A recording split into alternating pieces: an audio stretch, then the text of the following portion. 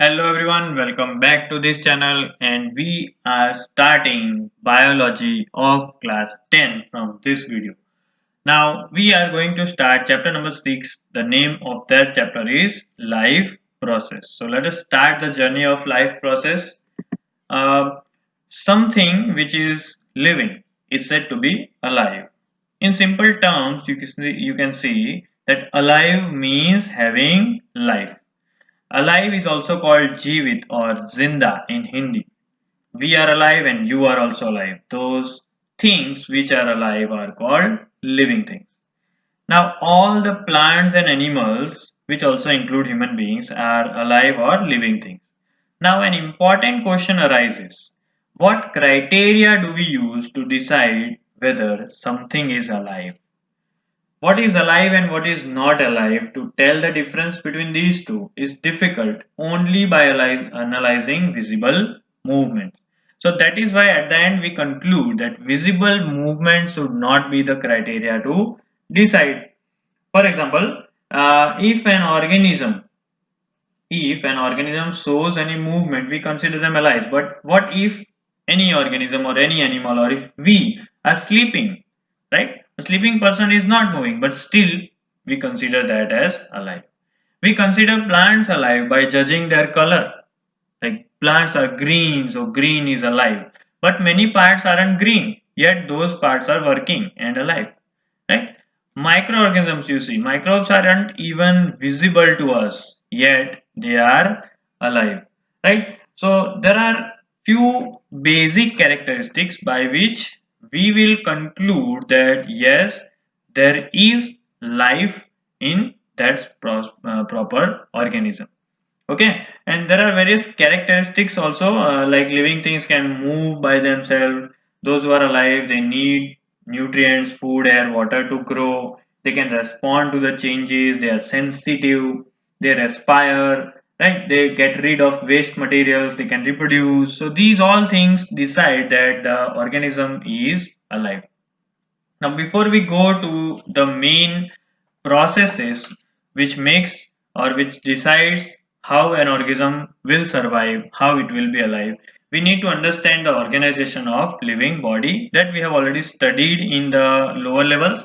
Now the living organism are very well organized structures. They have organ systems. They are made up of association of organs.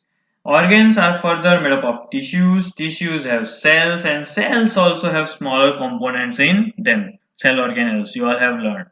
Now, this organized structure of living organisms is essential to be alive. So, living creatures must keep repairing and maintaining their structures to move their molecules all around the time inside their body. So this is the way cells, tissues, organs, organ system and body. This is the way how the maintenance of these all components will help the organism to stay alive. Okay. Now the title, starting from the title of the chapter, that is life process. So what are life processes? All the organisms will perform some basic functions, like me or you or whatever the animals are. They perform some basic functions like I eat to get energy. Animals also eat, right? Same way plants also they make their own food. So this eating, this getting nutrition is common. So these are the few basic processes, basic functions, activities that helps any living organism to survive, right? Whether it is respiration, whether it is control coordination, whether it is growth, reproduction, nutrition, all processes are essential to survive. And why they need these processes?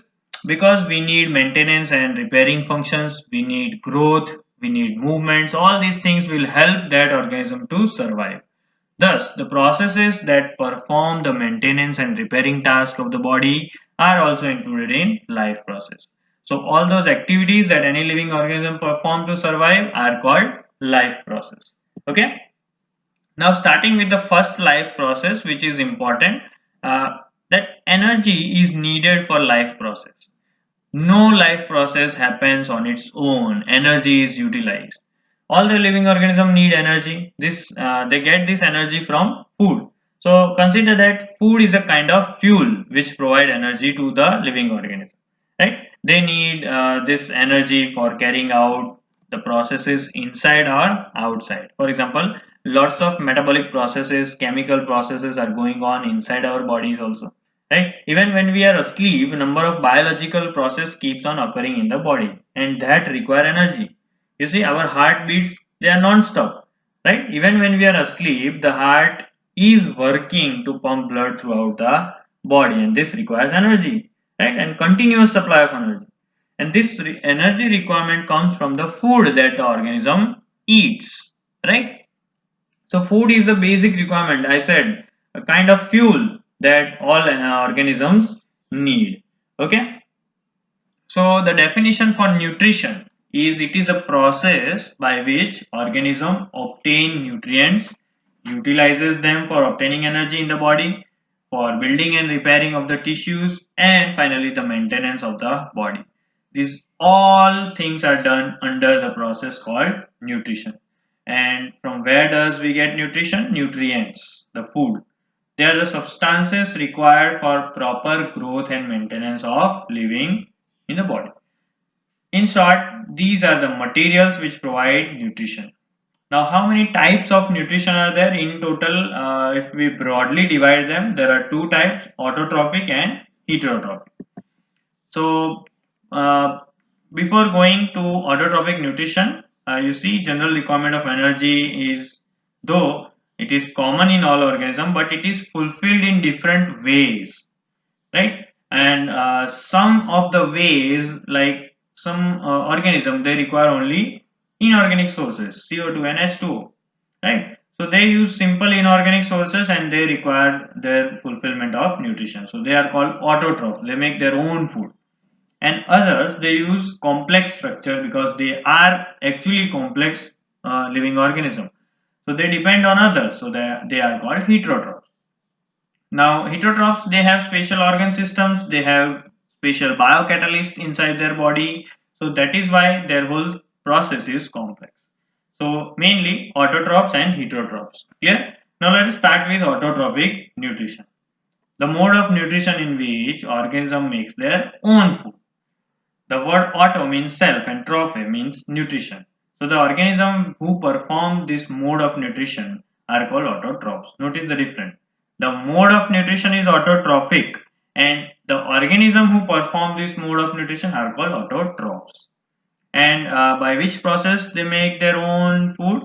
Photosynthesis. This term is very important in this mode of nutrition. So in autotrophic nutrition, organisms synthesize their own food like carbohydrate from water and carbon dioxide with the help of a pigment called chlorophyll in presence of sunlight. This process is called photosynthesis, and green plants, Euglena, Volvox and some bacteria perform this type of nutrition and process. You can see over here carbon dioxide, water in presence of sunlight inside the leaves. Glucose is formed, which we normally called as food, and along with that oxygen is also formed. So this whole process is called photosynthesis. Now carbohydrates are utilized for providing energy to the plant. A very small part is utilized by the plants, and the carbohydrates which are not used immediately, they are stored in the form of starch, which serve as the internal energy reserve as it is utilized whenever it is required by the plants or us, because we eat the products or parts of the plants, right? So this extra energy, internal energy reserve, is transferred to the organism. Okay. Now the events which are occurring in the photosynthesis process. Few questions in exam can be asked based on this topic, right? So just remember these four things: absorption, conversion, splitting and reduction. Okay. Absorption of light energy by chlorophyll. You can see over here light is falling and it is absorbed. Then next process, conversion of light energy into chemical energy, and same time splitting of water molecule into hydrogen and oxygen. So these two are going on simultaneously: conversion of light energy into chemical energy and splitting of water into hydrogen and oxygen. And the last one is reduction of carbon dioxide to carbohydrate. So you see the end products we are getting, oxygen we are getting as an end product, and carbohydrate we are getting as the end products. Clear? So these events are very important. Now the site where this happen is chloroplast, which is in the leaves. Right? We have chloroplast as a cell organelle in the leaf of the plant, and chloroplast contain the green dots, green pigments named as chlorophyll. If you want to observe them, you can observe in the cross section microscope. You can easily observe them. Now the raw materials required for photosynthesis is carbon dioxide, water, chlorophyll, light energy, and also other materials like nitrogen, phosphorus, iron, magnesium, etc. Very negligible quantities these are required. Okay, so this was all about photosynthesis and autotrophic nutrition. Now, a very important part which we have to discuss, as it is given in our CBSE NCERT textbook, the working of stomata. So let us see the structure and working of the stomata. Stomata are the tiny pores which are present on the surface of leaves. Right, you see over here stomatal pore, it is open right now and it also closes. Now plants, they do the gaseous exchange process all over the time, right? In the daytime when they are having photosynthesis process, oxygen goes outside, carbon dioxide goes inside, and it is reversed at the night time. Okay, so heavy amount of gaseous exchange takes place by these pores only. Now apart from gaseous exchange, there may be water loss as well. The extra water, that unutilized water, that water that the plant or the leaves do not need is also lost by transpiration process, right? Now see, the opening and closing of the pores is a function of the guard cells. Over here you can see the guard cells, these dots. Okay. Now guard cells will swell when water flows into them, causing the stomatal pore to open. Similarly, the pore closes if the guard cells shrink by losing water. So water and this swelling and shrinking, these two things will control the opening and closing of the stomata. You see, over here if the water is there, more amount of water is there in the vacuoles, it will swell, and that is how the stomatal pore will open for the exchange. And if the vacuoles, the water is not there, if it is lost, the pores, the guard cells will shrink, and that is how the pore will close. So this was the working and structure of stomata, which is very important for exam. Okay.